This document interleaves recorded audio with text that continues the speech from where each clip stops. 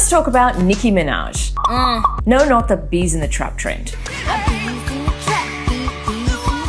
I'm talking about her speech to the United Nations. In Nigeria, Christians are being targeted, driven from their homes, and killed.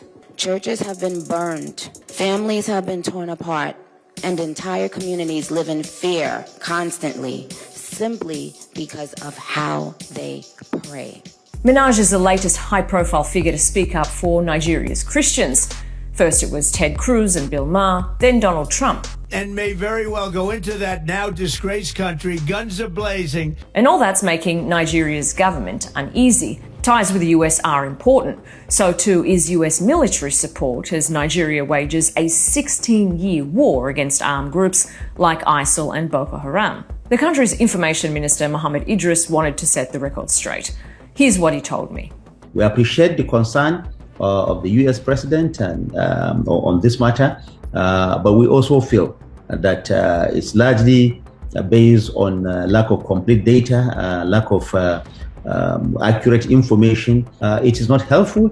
It is indeed hurtful. Here's one claim that's been spreading around. Nigeria's government is allowing the massacre of Christians. But the country's information minister says that's completely untrue, and the country's turning a corner in its war. Since May of 2023, about 13,500 of these terrorists have been eliminated or neutralized. Over 17,000 of them have been apprehended. Here's something else that US officials have been repeating. Since 2009, fighters have killed more than 50,000 Christians and destroyed more than 20,000 Christian schools and churches. Nigeria's government says lobby groups are peddling unsubstantiated figures and have used them to mislead US officials into blacklisting the country for violations against religious freedom.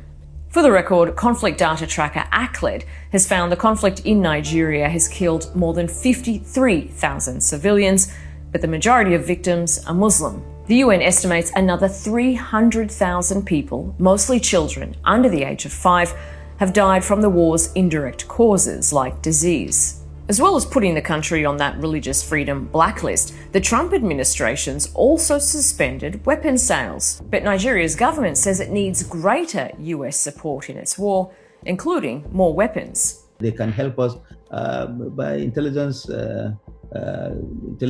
sharing. They can help us by providing us also with some of the equipment that we need to fight these insurgents once and for all. So does Nigeria want US troops on the ground to help?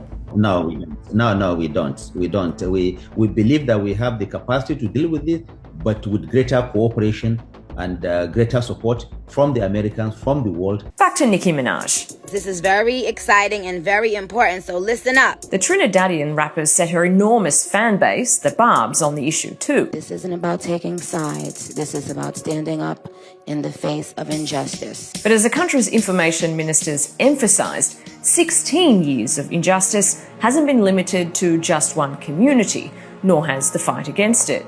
Every life lost, whether it's a Christian or a Muslim or anybody, matters to us.